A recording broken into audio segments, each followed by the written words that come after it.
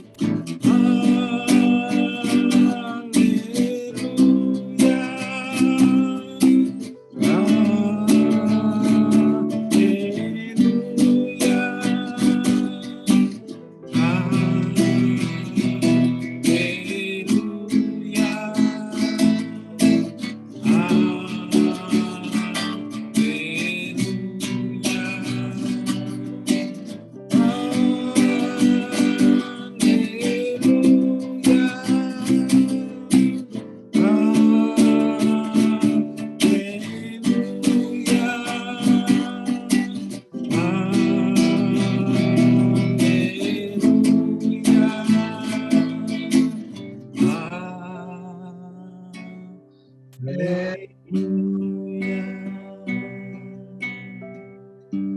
Haleluya. Nah, lagu ini sederhana. Kata-katanya haleluya, haleluya, haleluya 12 kali. Ya. Tetapi pernahkah kita mengalaminya kalau kita menyanyikan dengan sungguh-sungguh ini seperti apa? Ya. Kalau kita ketemu misalnya dengan Pak Hero, oh Pak Hero, haleluya, apa kabar? Nah, ya kan, ketemu dengan Pak Weli, apa kabar? Haleluya, sehat ya, haleluya ya. Lama-lama itu kata haleluya jadi seperti sapaan. Betul? Ya. Bicara amin lama-lama seperti sapaan. Apalagi bicara haleluya. Nah, malam hari ini kita akan belajar langsung dari si pemilik firman. Haleluya itu apa? Ternyata ketika saya selidiki di Alkitab, kata haleluya cuma ada di 2 kitab. Ada di Mazmur dan Wahyu. Kalau nggak percaya, siapa yang punya Alkitab elektronik, ketik aja haleluya. Jangan pakai H. Tuh ketik aja haleluya. Keluar tuh ada 27 ayat ya, yang menyatakan kata-kata haleluya. Tetapi kita mau belajar ya dari Mazmur 147 ya, Mazmur 147 ayat yang pertama sampai dengan ayat yang ke-12. Nah, untuk mendalami apa itu haleluya. Jadi kita nanti mengucapkannya tidak dengan sembarangan. Kita dengan segala hormat kita ucapkan haleluya. Karena ini luar biasa. Ya, saya akan bacakan Mazmur 147 ayat yang pertama. Perikopnya kekuasaan dan kemurahan Tuhan. Wah, ini luar biasa ini. Jadi saya bingung kemarin kok apa temanya haleluya Tuhan. Tetapi pas mendengarkan kesaksian Ibu Mary, benar. Temanya haleluya. Ya, kita akan mengerti, baik kalau kita masih ingat nih ya kesaksiannya Ibu Mary. Wah, kenapa kita mengucapkan haleluya? Kenapa saya tadi ajak menyanyi haleluya? Ya kan? Ini luar biasa, ya. Mazmur 147 ayat yang pertama. Kata pertama, haleluya.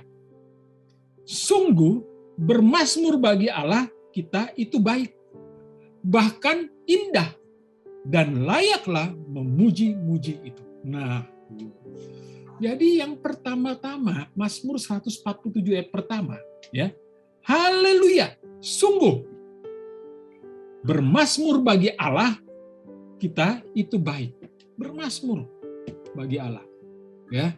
Kalau kita memuji, Bu Fosa tadi memuji, menyembah Tuhan, keagungan Tuhan, kita bermazmur bagi Tuhan. Itu baik. Bahkan dikatakan apa? Indah. Dan layaklah kita memuji-muji Tuhan. Ayat kedua, ya. Tuhan membangun Yerusalem. Ia mengumpulkan orang-orang Israel yang tercerai-berai. Ia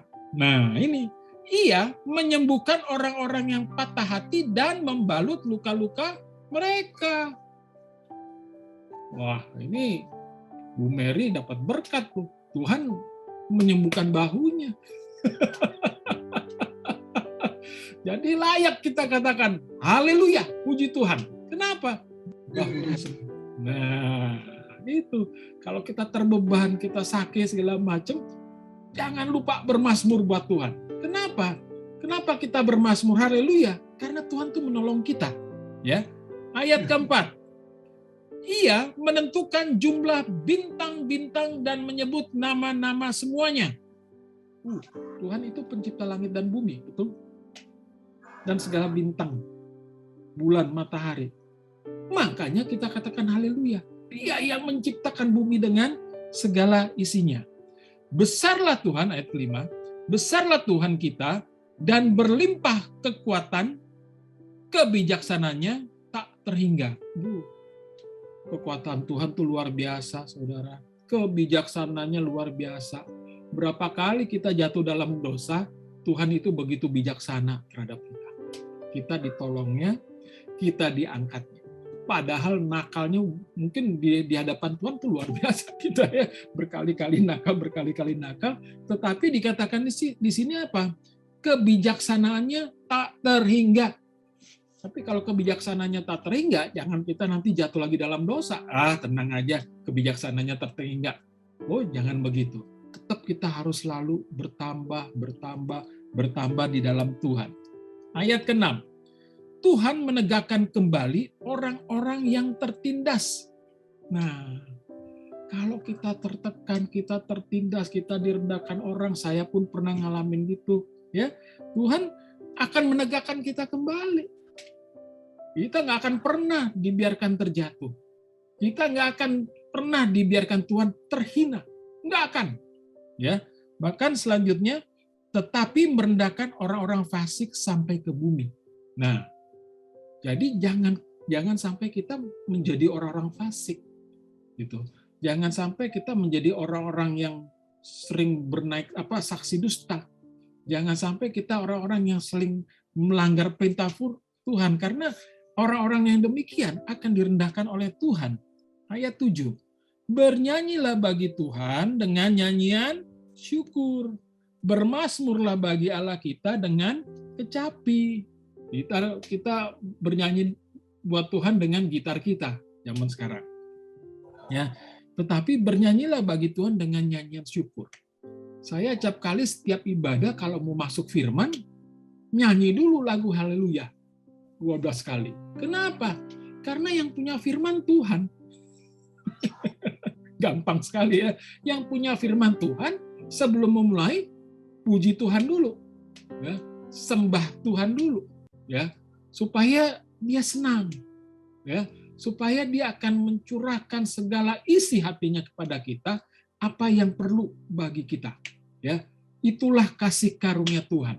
Ya, supaya apa? Supaya kita juga pada waktunya mendapatkan damai sejahtera dari Tuhan. Ayat ke-8.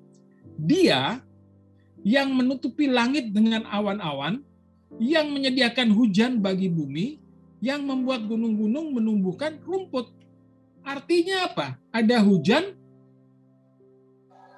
ya, ada hujan, kemudian menumbuhkan tanaman-tanaman. Tanaman-tanaman itu juga makanan kita. Berapa hari yang lalu di tempat tinggal saya, ketika ada acara ulang tahun, ya, saya katakan, orang Amerika 87% berdasarkan survei udah mulai stres. Kenapa? Tiap hari ada aja bahan makanan yang naik harganya. Kemudian di Inggris, Pak Hero, ya, di Inggris orang-orang sudah mulai mengurangi volume makanan. Mungkin kalau makan kentang 1 kilo sekarang setengah kilo, makan nasi 1 piring sekarang setengah piring, makan ikan mereka karena duitnya banyak 1 ekor sekarang setengah ekor. Kenapa? Harga-harga naik. Cocok sama yang ada di gambaran kuda hitam di Meterai, 7 Meterai. Cocok sekali. Gitu. Tapi Indonesia masih bersyukur. Ya kan? Nggak ada nasi, ada jagung. Nggak ada jagung, ada ketela. Nggak ada ketela, ada ubi. Nggak ada ubi, masih ada gado-gado dan ketoprak. Betul ya, Ibu Mary ya? Makan sayur aja kita masih gembira loh. Ya kan? Ada kalanya kita mungkin cukup makan tahu goreng, tempe goreng kan? Waduh, kalau Pak Erik mungkin nggak apa-apa. Beras boleh mahal, ikan boleh mahal. Yang penting ada papeda. Nah, tinggal sedot. Ya. Di Indonesia banyak makanannya. Luar biasa. Ya. Mungkin kita belum mengalami itu, tetapi kalau saya suka mengatakan ini kepada jemaat, supaya apa? Supaya semua orang berjaga-jaga. Berjaga-jaga itu penting. Sama ketika Tuhan Yesus di Taman Getsemani, dia bilang murid-muridnya, apa kamu nggak bisa berjaga-jaga sejam aja untuk berdoa? Ya. Tadi saya WA ke istri saya, wajah menangis, sedih. Kenapa? Kalau di sini kan dibilang, ya ayat 8, dia yang menutupi langit dengan awan-awan dan menyediakan hujan bagi bumi. Kenapa? Tadi hujannya lebat sekali di Serpong. Ketika hujannya lebat, saya periksa ruangan. 1 tetesan, 2 tetesan, 3 tetesan, langsung sedih saya. Aduh Tuhan, ini minta tolong hujannya stop, udah cukup airnya jangan banyak-banyak. Sudah cukup ya, tanamannya basah, sudah bisa tumbuh sendiri gitu loh. Karena kalau banyak bocornya pusing lagi nanti ngurusin rumahnya, ya. Tetapi semua hanya untuk kemuliaan Tuhan, dan Tuhan jawab, hujannya dihentikan, ya. Karena waktu berdoa saya ingat, ya kan. Nah, Elia aja berdoa bersungguh-sungguh, dia bisa minta hujan tidak ada, 3 tahun nggak hujan. Ya kan? Kemudian habis itu dia minta lagi hujan Tuhan. Hujan lagi. Ayat ke-9. Dia yang memberi makanan kepada hewan, kepada anak-anak burung gagak, yang memanggil-manggil. Bayangin, itu yang namanya hewan kan tidak bercocok tanam, tidak bertani, tidak berlagak. Apalagi anak-anak burung gagak. Cuma ada di sarang induknya, nggak bisa ngapa-ngapain. Tetapi selalu nguek, minta makan. Ya, kita pun juga pasti bisa merasakan. Nguek, minta makan. Bagaimana orang yang di Amerika yang disurvei itu? Bagaimana dengan orang yang di Inggris? Ya kan? Harga makanan sudah mulai mahal. Saya ingat waktu Miriam, anak kami. Ya, Miriam ketika dia masih kecil, susunya itu saya ingat Rp33.000, karena saya selalu yang beli susu. 1 bulan 5 kaleng susu. Mantap. Resesi ekonomi, itu susu naik dari 33.000 jadi 120.000. Jadi mikir kan, aduh Tuhan, 4 kali lipat. Terus 5 kaleng lagi Tuhan. Tetapi pantang menyerah saya. Kenapa? Karena gizi itu harus dipenuhi. Ya kan, jangan dikurangin jadi 4,5 kaleng, 4 kali. Jangan, tetap kita berusaha. Gitu loh. Berdoa di kaki Tuhan. Cari, ya. Uang tuh koceknya ada di mana? Cari, ya. Sampai-sampai saya bilang istri saya, kalau dulu waktu pas sebelum resesi ekonomi, ya, tiap minggu kita bisa makan katakanlah mie ayam, mie bakso, mie pangsit. Pas lagi resesi sebulan sekali aja. Kenapa? Kalau enggak Miriam enggak dapat susu, entah. Kesian dia. Makanya sekarang sampai suburnya luar biasa, gitu ya. Susunya tidak pernah dikurangi. Betul ya, Mei ya? Apa aja dia minta susu saya kasih. Nah, ayat yang ke-10. Nah, ini menarik. Ia tidak suka kepada kegagahan kuda. Ia tidak senang kepada kaki laki-laki. Ini ayat ini saya renungkan. Kuda kuat gagah, bisa angkut beban, ya jangan mengandalkan kekuatan, maksudnya itu. Bahkan dikatakan, ya, ia tidak senang kepada kaki laki-laki. Kenapa? Mungkin kakinya kuat, ya, bisa menginjakkan kaki. Saya ngalamin liburan kemarin bawa cucu-cucu, ya, ke Sungai Ayung main arung jeram. Cucu-cucu cepat banget turun ke bawah, kaki masih muda, Mer. Kemudian saya hati-hati karena lutut kiri saya udah cacat olahraga. Karena apa? Karena melawan firman Tuhan. Saya ingat benar.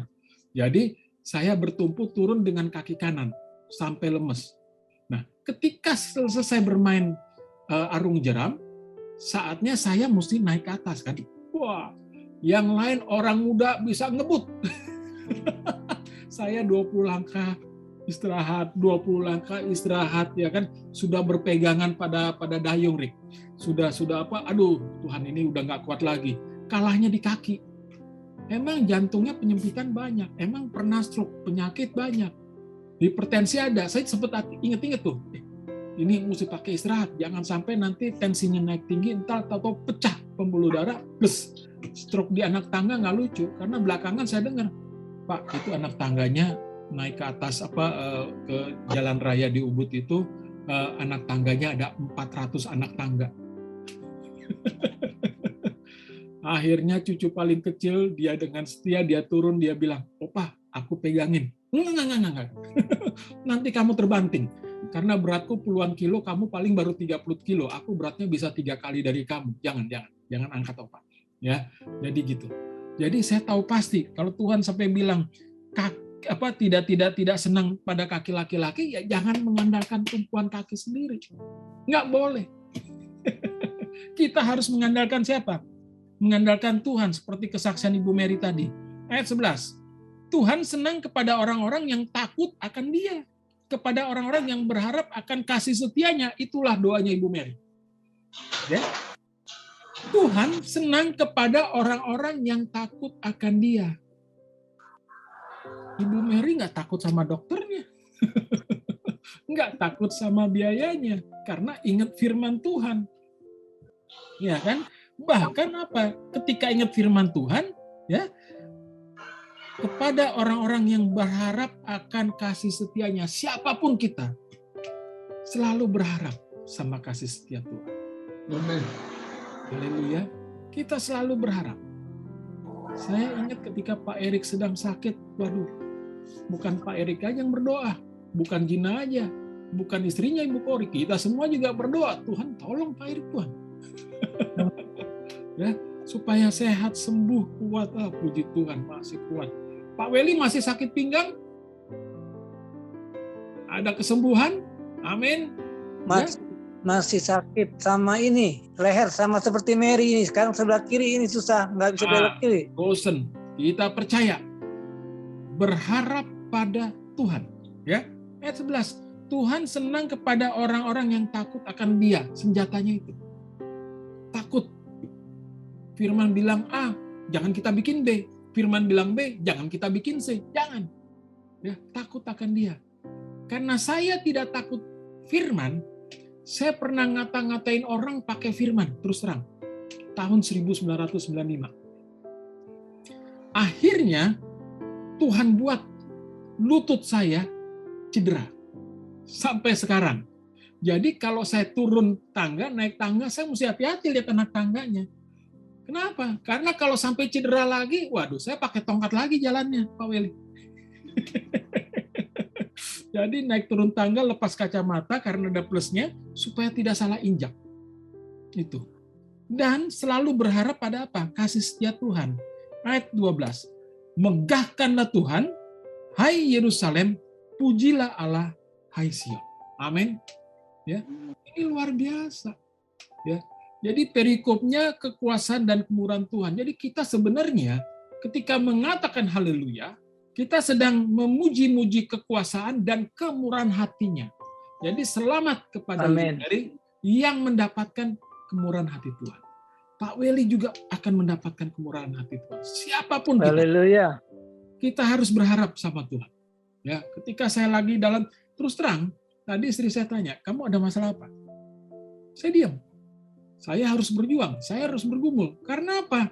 Karena ketika mempersiapkan ayat firman ini, saya aja sampai nyanyi. Sampai memuji, menyembah Tuhan. Nanti kita menyanyi lagi. Ya. Kenapa? Karena ini luar biasa Tuhan nih. Ya, jadi kita bawa firman, kita tahu tuh gerakan Tuhan. Aduh, ini Tuhan senang sekali gitu loh. Kenapa? Karena masa-masa sekarang ini, ya, seperti yang 2 minggu lalu kita bawakan firman dari Lukas pasal 1 ayat 77. Ya. Nubuatan oleh Zakaria, ayahnya Yohanes Pembaptis, ya. Bahwasanya Yohanes Pembaptis akan memberitakan keselamatan yang berdasarkan pengampunan dari dosa-dosa kita. Siapa yang mengampuni dosa-dosa kita? Kita berdosa karena melanggar firman Tuhan. Kita berdosa karena tidak taat sama Tuhan. Jadi yang mengampuni itu siapa? Tuhan sendiri. Ya, hari ini kita belajar haleluya. Salah satu kita bisa diampuni dosanya, pujilah Tuhan. amin, Pujilah kekuasaan Tuhan, pujilah kemurahan Tuhan. Amin. amin. Ya. Ini kalau kita ada waktu bisa 27 ayat lagi yang kita singgung. Tapi nggak akan sebanyak itu. Saya akan bacakan beberapa, ya. Nah, ini populer ini ayat ini. Mazmur 106 ayat 1. Dimulai dengan apa? Mazmur 106 ayat 1. Haleluya. Bersyukurlah kepada Tuhan sebab Ia baik. Nah, amin. Mary sudah bersaksi tadi, Tuhan itu baik. Bahwasanya untuk selama-lamanya kasih setianya. Jadi kasih setia ini ada untuk selama-lamanya. Tidak pernah berakhir. Ya. Ada satu lagu tentang masih ada Tuhan. Ya. Ada orang yang melayani dengan kata-kata masih ada Tuhan. Saya sempat berpikir, kenapa masih ada Tuhan? Bukankah Tuhan itu adalah Alfa dan Omega? Selalu ada Tuhan. Bukan masih ada Tuhan. Ya kan? Kalau masih ada Tuhan, ya kita jatuh dalam dosa, jangan takut, nanti ada Tuhan. Ya, udah ditolong, jatuh lagi dalam dosa, nggak usah takut, nanti ada Tuhan. Nah, itu dia. Jadi harus hati-hati mengucapkan segala sesuatunya tentang Tuhan. Ya, ketika kita katakan haleluya, puji Tuhan, kasih setianya untuk selama-lamanya. Karena apa? Karena Dia adalah Alfa dan Omega, yang awal dan akhir dan tidak pernah berkesudahan. Ya, saya lanjutkan lagi. Ya, Mazmur 111 ayat 1. Nah, ini menarik, sempat bikin bertanya-tanya nih. Mazmur 111 ayat 1. Haleluya. Aku mau bersyukur kepada Tuhan dengan segenap hati. Bukan setengah hati. Dengan segenap hati dalam lingkungan orang-orang benar dan dalam jemaat. Artinya bersaksi di dalam gereja. Seperti kita di sini. Ya. Kita katakan haleluya. Kita memuji Tuhan, kita menyenangkan hati Tuhan, ya. Nah, kemudian Mazmur 113 ayat 1. Haleluya. Pujilah hai hamba-hamba Tuhan, pujilah nama Tuhan. Ini diingatkan. Kita para pelayan Tuhan, kita para hamba Tuhan, ya. Pujilah nama Tuhan. Terakhir Mazmur 115 ayat 18. Tetapi kita akan memuji Tuhan sekarang ini sampai selama-lamanya. Amin. Haleluya. Ya. Jadi kita tidak akan pernah berhenti mengucapkannya. Bahkan ada satu saat tinggal. Mazmur 146 ayat 1. Ini biasanya kita memuji Tuhan manakala kita ke dalam kesesakan. Haleluya. Pujilah Tuhan, hai jiwaku. Nah, seperti saya tadi berdiam, pujilah Tuhan, hai jiwaku. Kalau kita udah emosi, kata-kata, wah udah nggak beraturan, katakan pada diri sendiri. Ya, haleluya, pujilah Tuhan, hai jiwaku. Tuhan akan menjamah kita, Tuhan akan menolong kita. Ya, apapun kesesakan kita, ya itu Tuhan tolong. Ya, nah saya mau mengambil dari Wahyu, ya, Wahyu pasal 19 ayat 4. Ini saya katakan haleluya dikatakan juga dalam kitab Wahyu. Ya. Dan ke-24 tua-tua dan keempat makhluk itu tersungkur dan menyembah Allah yang duduk di atas tahta itu. Dan mereka berkata, amin. Haleluya. Haleluya. Ya. Jadi dengan renungan kita malam ini, ya, nggak terlalu panjang, ya, tetapi bermakna sekali. Kenapa maknanya? Ya, ketika kita mengucapkan kata-kata ini, haleluya, itu dengan harus segala hormat. Jangan kita mengucapkannya dengan tidak hormat. Ya, hukum ketiga, jangan kau menyebut nama Tuhan Allahmu dengan sia-sia. Jadi ketika kita sedang mengatakan haleluya, kita sedang memuji-muji Tuhan itu. Tuhan senang dipuji. Ya. Nah, sekarang saya tadi dapat kabar menyenangkan dari seorang teman. Karena dia mendapatkan pekerjaan, project, kantornya dapat project, di mana kantornya itu yang saya berikan referensi kepada mantan anak buah saya. Pak Robert, saya butuh tentang ini, saya cari konsultan siapa ya? Nih, pakai ini, saya bilang. Dia bilang, dan ketika dia mengatakannya, Pak Robert, ada kabar bagus, puji Tuhan kita dapat proyeknya. Wah, serta-merta saya juga ngomong, puji Tuhan. Ya kan, luar biasa. Nah, artinya apa? Artinya mungkin kita sudah terbiasa. Mungkin kadang-kadang kita lupa mengucapkan, tapi hati kita langsung haleluya. Ya, nggak pernah berhenti, haleluya. Ya, mau makan misalnya nasi garam sama cabai, waduh, kalau di Bali tuh kalau makan apapun yang penting ada garam sama cabai ya, Mer ya. Cabai Bali tuh beda rasa lagi gitu loh, ya kan? Saya nggak tahu kenapa kalau di Bali saya selalu gitu, pasti ada garam sama cabai, enak aja semua makanan, ya. Karena cabai di Bali beda sama cabai di Jawa, beda lagi cabai di Banjar, beda lagi cabai di Manado. Ya, pedasnya beda. Kalau di Manado pedis, ya. Jadi minta ampun. Nah, haleluya. Kita memuji Tuhan, ya. Jangan lupa, misalnya saya tuh suka terbiasa ya. Tidur ingat-ingat firman Tuhan, tidur ingat-ingat lagu Tuhan, walaupun yang penyanyi itu istri saya bukan penyanyi. Kalau dia sih apa aja keluar tuh kata-katanya. Saya tuh mungkin dalam hati suka keluar, haleluya, haleluya, haleluya, haleluya, puji Tuhan. Mau tidur dalam hati nyanyi itu, bangunnya nyanyinya itu juga Pak Hero. Jadi mau tidur nyanyinya haleluya, haleluya, haleluya, haleluya, puji Tuhan. Pas wecker bunyi, ning melek nih. Nih hati bisa ikut nyanyi. Walaupun masih dalam hati, karena mata masih berat. Tetapi hati sudah bernyanyi. Haleluya, haleluya, haleluya, haleluya, puji Tuhan. Kenapa? Karena ketika kita bangun, kita nggak hanya sedang memuji Tuhan. Ya, tadi saya baru ingat, oh iya Tuhan, pantas ya pagi-pagi kalau saya udah muji Tuhannya tuh wah, luar biasa gitu. Ya, ketika bangun tidur, Tuhan sebenarnya udah tahu saya akan dapat ujian dan cobaan. Cuma saya ini nggak tahu. Ya kan? Tetapi Tuhan sudah beri kekuatan lebih awal. Gitu. Ya. Jadi itulah. Ya, kita membaca di Mazmur, kita membaca di Wahyu, ya. Dikatakan haleluya. Karena apa? Tuhan hebat. Haleluya. Kenapa? Tuhan menolong kita. Haleluya. Kenapa? Karena Tuhan selalu memberikan penghiburan bagi kita.